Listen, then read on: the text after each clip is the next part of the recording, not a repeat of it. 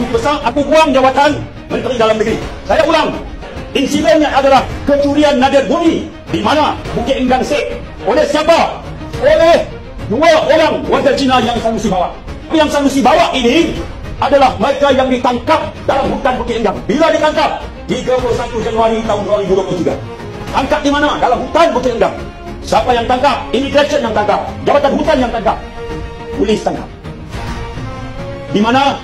Di sini. Tanah siapa? Badan Menteri Besar. Siapa pengurusi? Sanusi. Siapa yang curi? Wang Ziyi, Hong Chou Ming, Ho Chu Yuan. Aku ingat nama semua. Ya?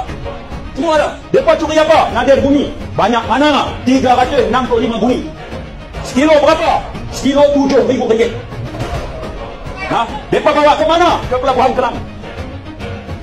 Nah, Sanusi, tolong jawab.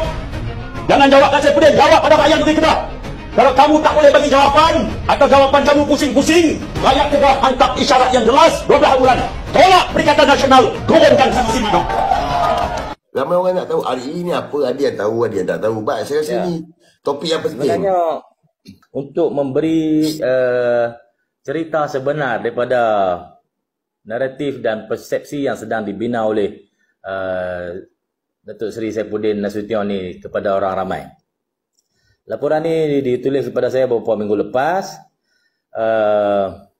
Hutan Simpang Bukit Enggang ni, dia kategori hutan darat asli.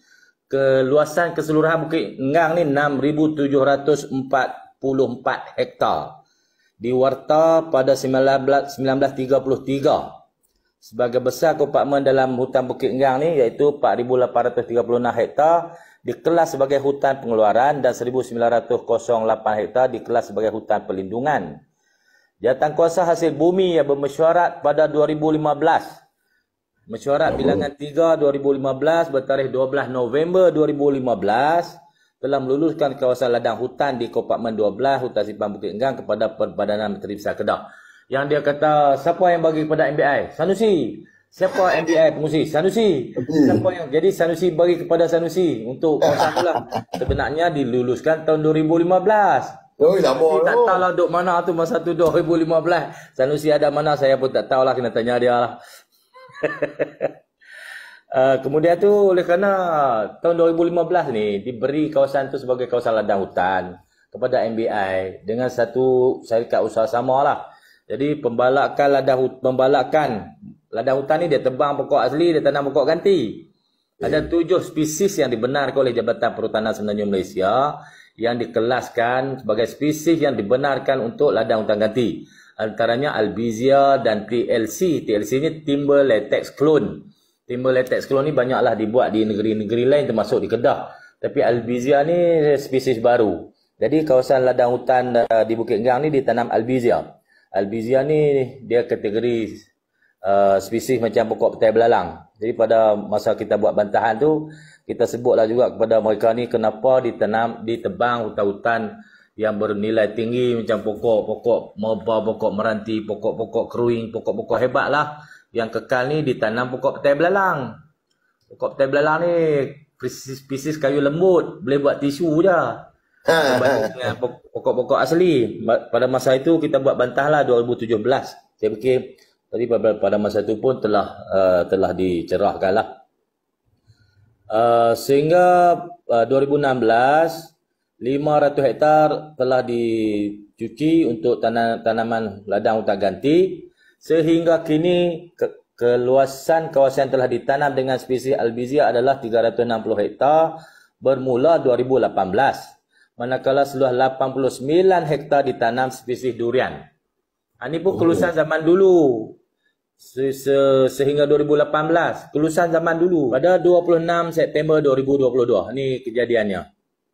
Fatal dan daerah Sik membuat aduan kepada Jabatan Perhutanan Negeri Kedah berkaitan penahanan sebuah lori yang disyaki membawa bahan tanah yang mengandungi REE ditahan di IPD Sik melalui siasatan awal PDRM menyatakan bahan tersebut diambil daripada Hutan Simpang Bukit Enggang. Kemudian Jabatan Perhutanan menahan pemandu dan lori dan mengandungi 185 guni yang disyaki bahan REE disita di stor sitaan rampasan di Jenyang. Susulan itu 27 September, satu operasi bersepadu melibatkan Jabatan Perhutanan Negeri, Polis Diraja Malaysia, Pejabat Tanah dan Galian, Pejabat Tanah Daerah SIK, Jabatan Mineral dan Geosains JMG membuat serbuan dan semakkan ke kawasan di Syaki. REE diambil iaitu di kompartmen 12 Hutan Simpan Bukit Enggang. Hasil serbuan dan semakkan, pasukan berjaya membuat sitaan pelbagai jentera, kenderaan dan peralatan pelombongan haram. Lanjutan itu PTG dan JPNK telah buka kertas siasatan dan telah merujuk serta mengemukakan kertas siasatan kepada Timbalan Pendakwa Raya Negeri Kedah. Jabatan Perhutanan telah buka kertas siasatan atas kesalahan bagi kes perhutanan di bawah Seksyen 32-1, 47-1 dan 50-1, Seksyen 81-1D dan Seksyen 81-1I, Enactment Pemakaian Perhutanan 1985. Jadi kita bila bagi benda-benda ni kan, saya ingat isu ni boleh dihentikan. Kalau mereka gagah nak lajak api lagi, hang saja jahat sajalah. Hasil siasatan, Timbalan Pendakwa Raya mengusulkan Jabatan Perhutanan mengeluarkan kompaun secara maksimum kepada penceroboh hutan simpan kekal, iaitu kepada subkontraktor syarikat Mahir Binari Sindian Berhad yang bernama Ho Chun Meng berjumlah 130,000. Kompaun yang dikenakan telah dibayar oleh individu tersebut pada 12 Oktober.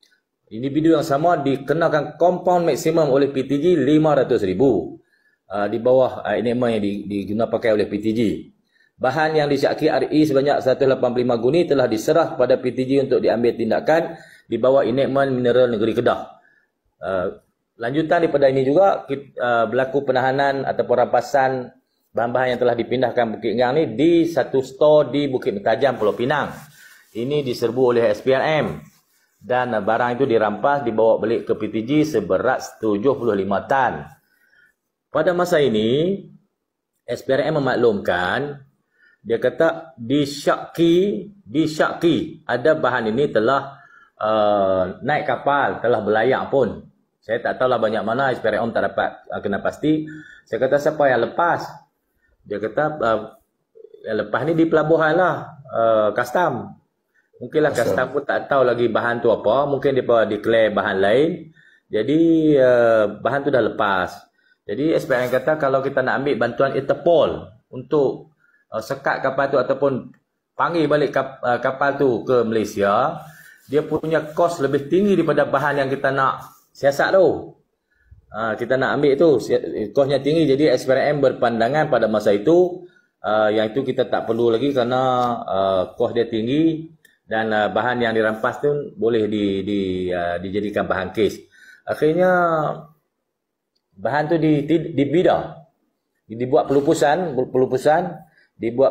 dan dibuat bidaan. Harga reserve yang kita cek di harga pasaran ni kena cek di Shanghai Stock Exchange ke apa, komoditi di Shanghai lah, pasal bahan-bahan ni dijual beli di sana. Harga pasaran untuk 75 tan tu 2.69 juta lebih kurang. Jadi harga reserve dia tak banyak tu lah. Akhirnya beberapa company masuk bida, harga tertinggi yang diperolehi ialah 2.9 juta. Itulah harga bahan yang telah dirampas tu. SPRM dah siasat, tindakan dah diambil. Jadi yang sekarang ni yang dia menyerang Datuk Seri ni sebab apa? Sebab SPRM dah siasat. Takkanlah SPRM tak jalankan siasatan. Sebuah agensi dah selesaikan siasatan. Dah duduk, kemudian dah ada tu pendakwaan. dia nak timbulkan, dia nak serang pula